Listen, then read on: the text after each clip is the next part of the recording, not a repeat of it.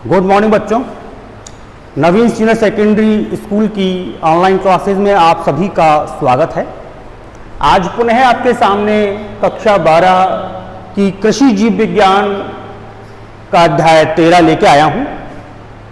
परजीवियों का अध्ययन तथा आर्थिक महत्व। बेटा आपको मैंने पहले भी समझाया था, परजीवी किसे कहते हैं? ऐसे सजीव जो अपने पोषण और अपने आवास के लिए अन्य जंतुओं पर आश्रित रहते हैं, वो कहलाते हैं परजीवी। और सामान्यतया हम दो प्रकार के परजीवियों के बारे में बात करते हैं, बाह्य परजीवी और अंतः परजीवी। बाह्य परजीवी किसे कहेंगे? ऐसे परजीवी, ऐसे जीव, ऐसे सजीव जो अपने पोषण और अपने आवास के लिए अन्य जंतुओं के शरीर के बाहर रहकर अपना पोषण प्राप्त करें, बाह्य परजीवी कहलाते हैं। तो परजीवी तो वो हो गया। फिर एक शब्द है कि साहब परपोषी किसे कहते हैं? ऐसे सजीव जो परजीवियों को अपने शरीर पर आश्रय देते हैं, वो कहलाते हैं परपोषी। बाह्य परजीवी के अंतर्गत आप लोग जुआ पढ़ते हैं, आप लोग जौंक पढ़ते हैं, आप लोग पिस्सू पढ़ते हैं। दूसरा होता है अंतः परजीवी। अंतः परजीवी से तात्पर्य होता है ऐसे सजीव या ऐसे परजीवी जो परपोषी जंतुओं के शरीर के भीतर रहकर अपना पोषण और अपना आवास प्राप्त करते हैं, अंतः परजीवी कहलाते हैं। जैसे फीताकृमि, लीवर फ्लूक, एस्केरिस, ये सब जंतु अंतः परजीवी के अंतर आते हैं। इस अध्याय में हमें कुछ परजीवियों के बारे में चर्चा करनी है, उनका शरीर की स्ट्रक्चर और उनके आर्थिक महत्व के बारे में बात करनी है।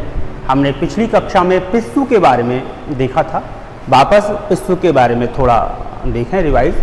पिस्सू एक बाह्य परजीवी जंतु होता है। पिस्सू का वैज्ञानिक नाम पोलैक्स इरिटेंस होता है। पोलैक्स इरिटेंस कौन से संघ में आता है? ये आर्थ्रोपोडा। और बेटा मैंने उस दिन भी समझाया था, आर्थ्रोपोडा संघ के अंतर्गत वो सभी जंतु आते हैं, वो सभी सजीव आते हैं जिनके शरीर पर संधि युक्त उपांग पाए जाते हैं। तो संधि युक्त उपांग जिनमें मिलेंगे वो सभी आर्थ्रोपोडा संघ में आएंगे। इसका गण कौन सा होगा? साइफोनेप्टेरा। साइफोनेप्टेरा गण का सदस्य है ये पिस्सू। पिस्सू बाह्य परजीवी होता है, रक्ताहारी होता है, मतलब जिस परपोषी के शरीर पर निवास करता है उसी परपोषी के शरीर से रक्त को चूसता है। इसके जो मुखांग होते हैं वो मुखांग रक्त चूसने के लिए रूपांतरित होते हैं, रक्त चूसने में सहायता करते हैं। जब इस पिस्सू को जनन करना होता है तो जनन करने के लिए इसे परपोषी का रक्त चूसना होता है। परपोषी का रक्त चूसेगा तभी ये जनन की क्रिया कर सकता है। पिस्सू के शरीर पर बाहर की ओर स्क्लेराइट नामक कठोर आवरण पाया जाता है। स्क्लेराइट नामक कठोर आवरण पाया जाता है जो कि पिस्सू के शरीर को सुरक्षा प्रदान करता है। इसका जो संपूर्ण शरीर होता है वो सिर, वक्ष और उदर में बटा होता है। सिर, वक्ष और उदर, इन तीनों भागों में से जो भाग सबसे बड़ा होता है वो होता है उदर। उदर वाला भाग सबसे बड़ा होता है। इसमें संधि युक्त उपांग पाए जाते हैं। पिछली टांगें इसकी बड़ी होती है और वो पिछली टांगें इसे फुदकने और छलांग लगाने में सहायता करती है। सिर में एक जोड़ी संयुक्त नेत्र पाए जाते हैं, एक जोड़ी संयुक्त नेत्र पाए जाएंगे जो कि देखने में सहायता करेंगे। तो इस प्रकार से पिस्सू की रचना तो ये हो गई। अब पिस्सू का जो आर्थिक महत्व बताया था हमने, पिस्सू के लाभ तो आपको देखने को नहीं मिलेंगे, हाँ पिस्सू से हानियां जरूर मिलेंगी। तो बेटा पिस्सू से क्या क्या हानियां हैं, इसका जो आर्थिक महत्व है। पहली बात, मानव, कुत्ता, बिल्ली, खरगोश, चूहा इत्यादि पर ये परजीवी के रूप में पाया जाता है। इसके मुखांग चुभाकर रक्त चूसता है जिससे वहां पर निशान बन जाता है। जिस जगह से रक्त चूसेगा उस जगह पर एक निशान बन जाएगा और उस निशान में सूजन और खुजली लगातार बनी रहती है। लगातार उस जहाँ से रक्त चूसा है उस जगह पर निशान बन जाएगा और जिस जगह पर निशान बना है वहाँ पर लगातार खुजली बनी रहेगी, लगातार सूजन बनी रहेगी। कटे हुए स्थान पर खुरदरी पपड़ी बन जाती है। बिल्कुल खुरदरी पपड़ी बन जाएगी जहाँ से इसने काटा है और उस पपड़ी में से सड़ांध पैदा होगी, बदबू आती रहेगी। पिस्सू के बार बार काटने से क्या होता है, जो सिर के बाल होते हैं वो झड़ जाते हैं और शरीर में खून की कमी आ जाती है। आपको याद हो तो एक महामारी फैली थी प्लेग, और यूरोप महाद्वीप की लगभग 1/3 आबादी इस प्लेग महामारी से समाप्त हो चुकी। तो ये जो प्लेग महामारी थी इसको फैलाने में वाहक का जो कार्य किया था वो पिस्सू ने ही किया था। पिस्सू ही इस प्लेग को फैलाने में वाहक का कार्य कर रहा था। तो इस प्रकार से यदि हम पिस्सू के आर्थिक महत्व की बात करें तो इसके लाभ नहीं हैं, इसकी हानियां ज़्यादा हैं। बेटा इस प्रकार से पिस्सू हो गया, पिस्सू की बाहरी संरचना और पिस्सू के जो आर्थिक महत्व हैं वो। इसके बाद जो अगला परजीवी आता है उस पर हम प्रकाश डालें। अगला परजीवी है बेटा दूसरे नंबर का जोंक। जोंक के बारे में हमने खूब इसको सुना भी है और कई बच्चे तो ऐसे भी होंगे जिन्होंने अपने गांव में जो तालाब है, झील है, उसमें जोंक को देखा भी होगा। जोंक का जो वैज्ञानिक नाम है वो है हीरुडिनेरिया। हीरुडिनेरिया,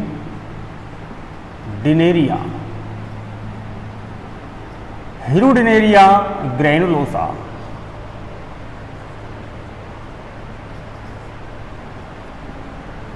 हीरुडिनेरिया ग्रैनुलोसा जोंक का वैज्ञानिक नाम है।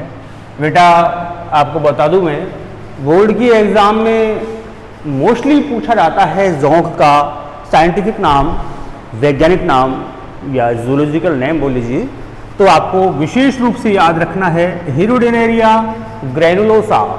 हीरुडिनेरिया ग्रैनुलोसा ये है जोंक का वैज्ञानिक नाम। अब इसके यदि अपन वर्गीकरण की बात करें तो संघ, किस संघ में आएगी बेटा जी? ये आएगी एनिलिडा।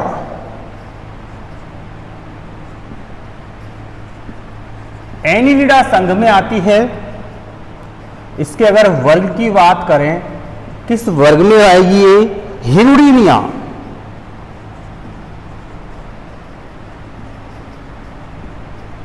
हीरुडिनिया वर्ग में आएगी।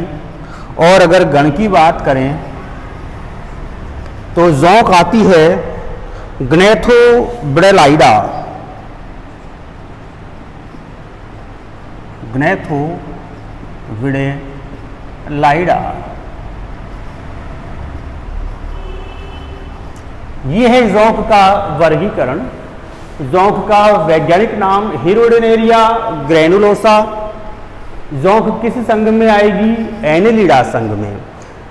याद रखने की बात है, एनिलिडा संघ में वो सभी जंतु आते हैं, वो सभी सजीव आते हैं जिनका शरीर छोटे छोटे वलयों या छोटे छोटे छल्लों से मिलकर बना होता है।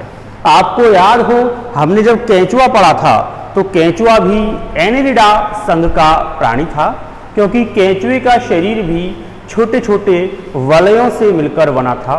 ठीक ऐसे ही जोंक का संपूर्ण शरीर भी छोटे छोटे वलयों से, छोटे छोटे छल्लों से मिलकर बना हुआ होगा और इसीलिए जोंक को भी एनिलिडा संघ में रखा गया है।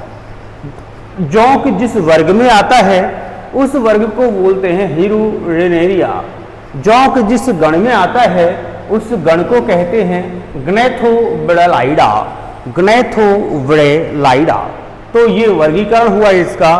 बेटा एक दो बार बोलेंगे और ये वर्गीकरण आपको स्वतः ही याद हो जाएगा, ज़्यादा माथाफोड़ी नहीं करनी इसके अंदर।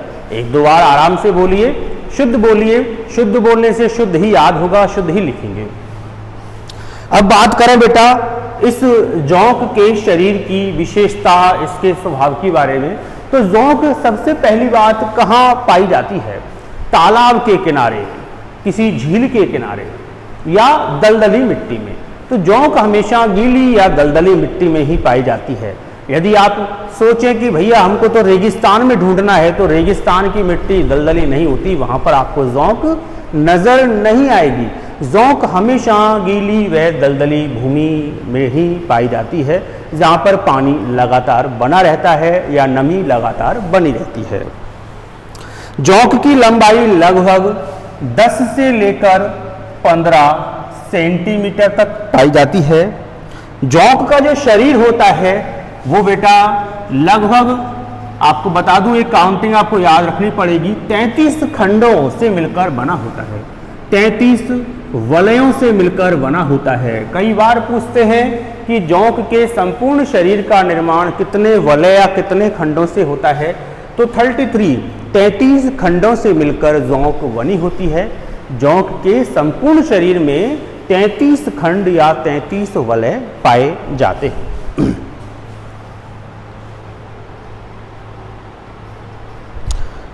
अगली बात करें बेटा, जो जोंक होती है वो होती है द्विलिंगी प्राणी। द्विलिंगी बोल लीजिए या फिर बोल सकते हैं इसको उभयलिंगी। द्विलिंगी या उभयलिंगी प्राणी। जोंक कैसी होती है? द्विलिंगी या उभयलिंगी प्राणी।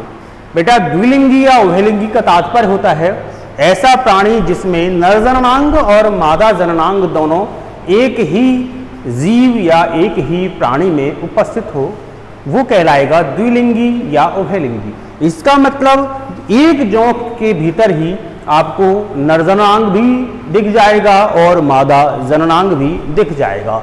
यदि आप लोग जोंक के शरीर की स्ट्रक्चर देखें,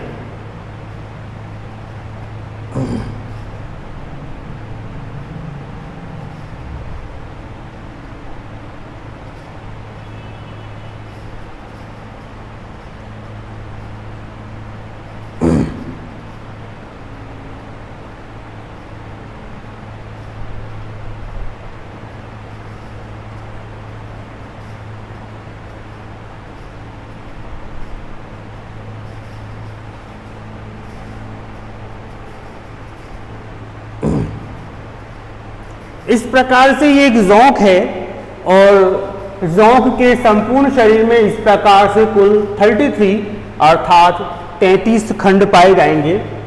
इसका जो 10वां खंड होता है, 10वें खंड में मिलता है नर जनन छिद्र, और इसका जो 11वां खंड होता है उसमें मिलता है मादा जनन छिद्र। तो आपने देखा एक ही जंतु में नर और मादा दोनों प्रकार के जनन छिद्र पाए जा रहे हैं, इसीलिए इसे हम द्विलिंगी या उभयलिंगी प्राणी कहते हैं।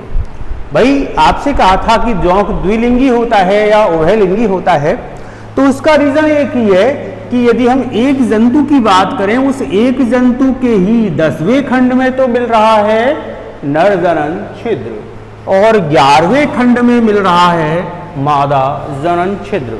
अब चूंकि एक ही जंतु में दोनों प्रकार के जनन छिद्र पाए जा रहे हैं, इसीलिए इसे हम द्विलिंगी या उभयलिंगी प्राणी कह सकते हैं।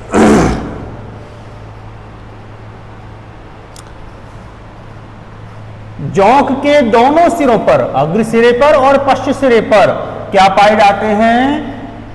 चूषक। चूषक पाए जाते हैं। एक चूषक अगले सिरे पर मिलेगा, एक चूषक पश्च सिरे पर मिलेगा। ये चूषक क्या काम आते हैं? तो बेटा चूषक नाम से ही पता लग रहा है भोजन को चूसने का कार्य करते हैं। अब आप जानते हैं जोंक खुद भी कैसा प्राणी है? रुधिरहारी रक्तहारी प्राणी है, अर्थात जिस परपोषी के शरीर पर या जिस जंतु के शरीर पर जोंक चिपकता है वो अपने चूषक की सहायता से उस परपोषी जंतु के शरीर में से रुधिर को चूसता है। तो एक तो बात चूषक की करें, चूषक का एक काम तो हो गया, पोषक पदार्थ या रक्त को चूसने का कार्य करेगा। दूसरी बात, जिस परपोषी जंतु के शरीर पर चिपकना है उसके शरीर पर चिपकेगा किसकी सहायता से? चूसक की सहायता से। तीसरी बात, जो ये जोंक होता है वो जब गमन करता है, गति करता है, तो गति करने में भी कौन सहायता करेगा? ये चूसक ही सहायता करेंगे। तो इस प्रकार से जोंक के शरीर के अग्र एवं पश्च सिरे पर एक जोड़ी या आप कह लीजिए 2 चूसक पाए जाते हैं, और इन चूसकों का जो मुख्य काम है कौन कौन सा हुआ? एक तो पोषक पदार्थ या पोषण ग्रहण करना, दूसरा है परपोषी जंतु की सतह पर चिपकने में सहायता करना, और तीसरा कार्य है गमन में सहायता करना या गति में सहायता करना।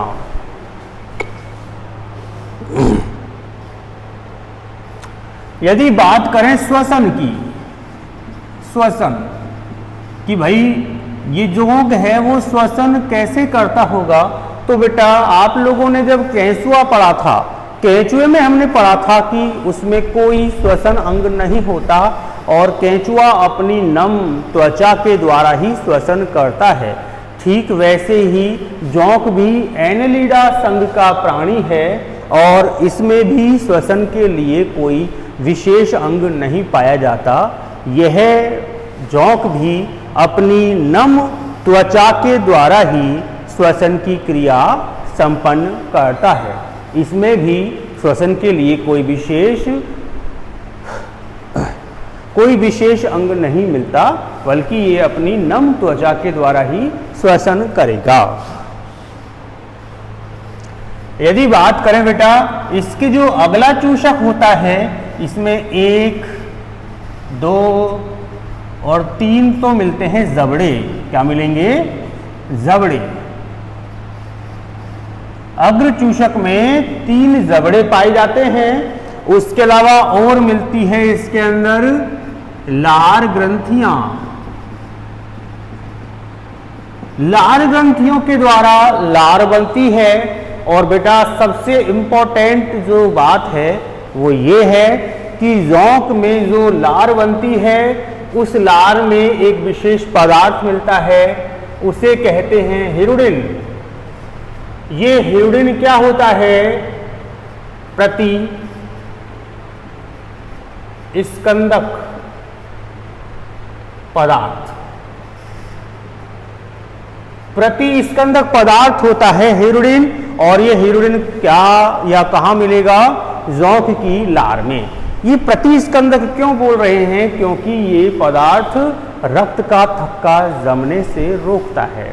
आपको याद हो हमने बताया था जोंक एक रुधिरहारी प्राणी होती है जो मनुष्य या अन्य जंतुओं के शरीर पर चिपक कर उनके शरीर से रुधिर को ग्रहण करती है। तो बेटा बात ये आती है कि जोंक जब किसी परपोषी के शरीर पर चिपक जाती है तो जब रुधिर को चूसती है तो क्या रुधिर का थक्का नहीं बनता? बनना तो चाहिए लेकिन फिर भी नहीं बनता। उस परपोषी के रुधिर का थक्का नहीं बनता और जोंक लगातार आराम से उस परपोषी के रक्त को चूसती रहती है। प्रश्न ये है कि जोंक जब रक्त चूस रही है परपोषी का, तो परपोषी के रक्त का थक्का क्यों नहीं जमता? इसका एक रीजन है, जब जोंक अपने चूसक की सहायता से रक्त को चूसती है उस समय इसकी लार ग्रंथि में से निकलने वाली लार में मिलने वाला हिरुडिन नामक पदार्थ उस परपोषी के रक्त में मिल जाता है। और ये हिरुडिन नामक पदार्थ प्रतिस्कंदक पदार्थ होता है।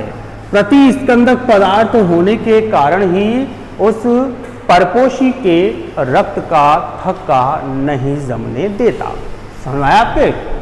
बहुत ही इंपॉर्टेंट प्रश्न बनता है ये, याद रखने की बात है बेटा कि जब जोंक मनुष्य या अन्य परपोषी के रक्त को चूसती है उस समय परपोषी का रक्त का थक्का क्यों नहीं जमता।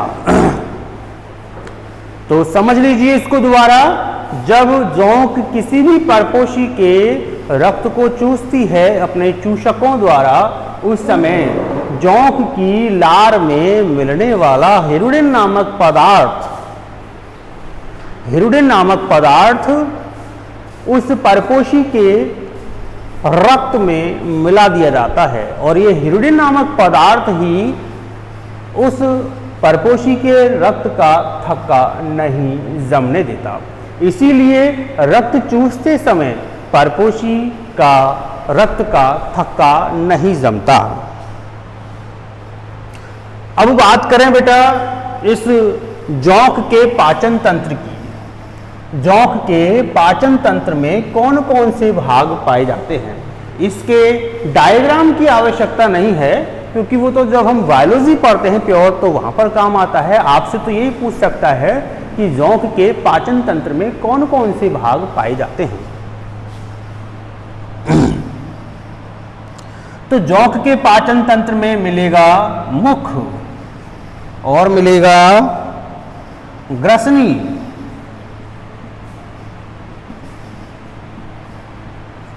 10 खंडों में बटा हुआ क्रॉप या जिसे कहते हैं अन्नपुट, छोटा सा आमाशय और आंत्र, ये सब भाग मिलकर के जोंक के पाचन तंत्र का निर्माण करते हैं। मुख जो कि आप जानते हैं इस चूषक के भीतर स्थित होगा, उसके पीछे फिर ग्रसनी होगी, ग्रसनी के पीछे होगा क्रॉप या जिसे कहते हैं अन्नपुट। ये जो अन्नपुट होता है यहीं पर ग्रहण किया गया रक्त स्टोर रहता है, ग्रहण किया गया रुधिर स्टोर रखा जाता है। ये क्रॉप या अन्नपुट 10 खंडों में बटा हुआ होता है।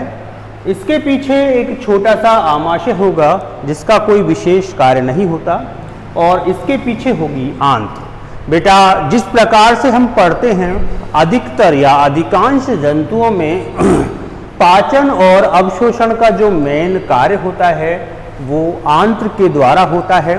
ठीक उसी प्रकार जोंक के शरीर में भी पाचन और अवशोषण का जो मुख्य काम होता है वो आंत्र वाले भाग में ही होता है, यहीं पर होगा वो।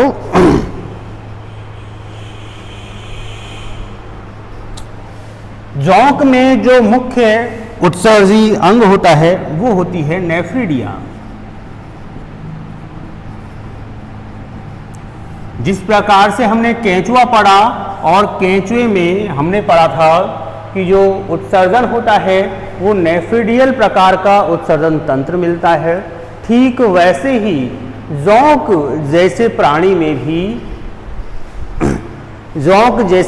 में भी जो उत्सर्जी अंग होता है वो नेफ्रिडिया होता है। सेम बिल्कुल नेफ्रिडिया के द्वारा ही उत्सर्जन की क्रिया होगी और इसके रुधिर में भी हीमोग्लोबिन वर्णक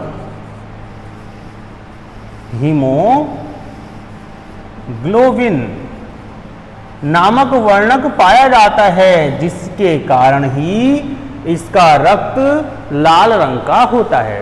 तो बेटा ये कुछ विशेषताएं थी जो जोंक की शरीर में पाई जाती है। एक बार पुनः देखें जोंक का, ये तो है वर्गीकरण। जोंक का वैज्ञानिक नाम है हिरुडिनेरिया ग्रैनुलोसा, संघ है एनेलिडा। हिरुडीनिया क्या है इसका वर्ग और ग्नेथोब्रेलाइडा ये है इसका गण। जोंक के दोनों सिरों पर एक एक चूषक पाया जाएगा। इसके संपूर्ण शरीर में कुल 33 खंड पाए जाएंगे। इसके अग्र चूषक में 3 जबड़े मिलते हैं और उसके अलावा मिलती है लार ग्रंथियाँ जिनके द्वारा लार का स्त्रावण होगा और इसकी लार में हिरुडिन नामक एक पदार्थ पाया जाता है जो प्रतिस्कंदक पदार्थ होता है, जिसके कारण परपोषी के रक्त का थक्का नहीं जम पाता। जो इसका चूषक होता है उसके मुख्य रूप से कुछ काम हैं। पहला काम परपोषी के शरीर से पोषक पदार्थों को चूसना। दूसरा काम परपोषी के शरीर पर चिपकने का कार्य करता है। तीसरा काम गति या गमन का। जोंक की बात करें तो जोंक में मुख्य श्वसन अंग कोई अलग से नहीं होता, बल्कि जोंक अपनी त्वचा, और वो भी कैसी, नम त्वचा के द्वारा श्वसन की क्रिया करती है। जोंक में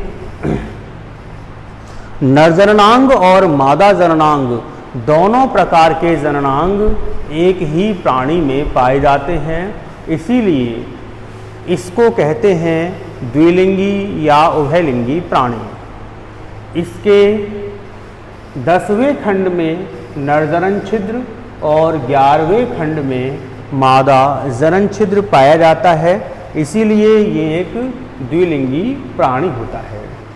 जोंक के जो पाचन तंत्र होता है, उस पाचन तंत्र पर अगर हम चर्चा करें तो पाचन तंत्र में मुख मिलता है, मुख के पीछे ग्रसनी मिलती है, ग्रसनी के पीछे 10 खंडों में बटा हुआ क्रॉप या अन्नपुट पाया जाएगा, और इसके पीछे एक छोटा सा आमाशय मिलेगा, और उस आमाशय के पीछे मिलती है आंत्र। जोंक में भी भोजन का पाचन और भोजन का अवशोषण उसकी आंत्र में ही होता है। जो क्रॉप या अन्नपुट वाला भाग होता है, इस भाग में रुधिर को स्टोर रखा जाता है। जोंक का जो उत्सर्जन तंत्र होता है विशेष प्रकार का होता है। इसमें उत्सर्जन की क्रिया नेफ्रिडिया के द्वारा संपन्न होती है। जोंक के रक्त में भी हीमोग्लोबिन पाई जाती है। तो ये है जोंक के शरीर की विभिन्न विशेषताएं। इसके बाद बेटा हम अगली बात करेंगे कि जोंक का क्या आर्थिक महत्व होता है। भाई सजीवों के परिप्रेक्ष्य में जोंक का आर्थिक महत्व क्या है, तो उस पर हम प्रकाश डालें।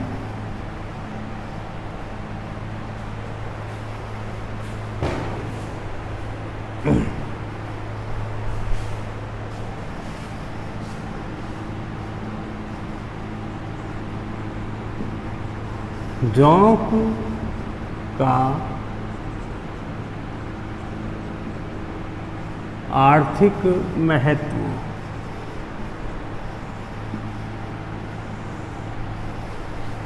हाँ बेटा, तो जोंक के हमारे दैनिक जीवन में क्या क्या फायदे हैं, आपको आपकी जानकारी के लिए बता दूं। जोंक के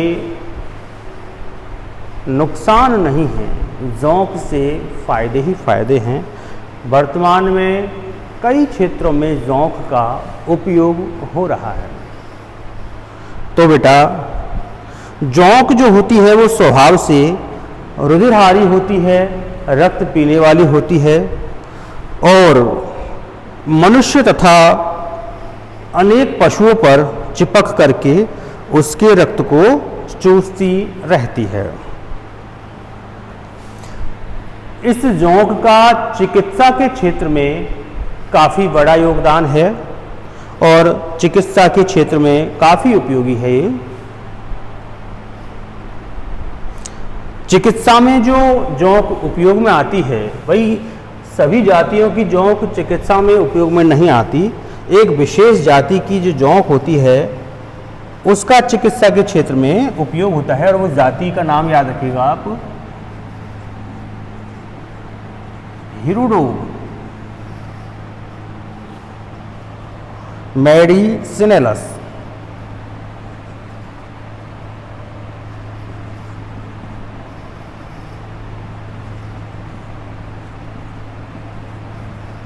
हिरुडो मेडिसिनेलस। सिनेलस। ये जो जोंक की विशेष जाति है, इस जाति की जोंक का ही उपयोग, इस जाति की जोंक का ही उपयोग चिकित्सा के क्षेत्र में होता है। ठीक है बेटा, अगली बातें हम अगले लेक्चर में करेंगे। धन्यवाद।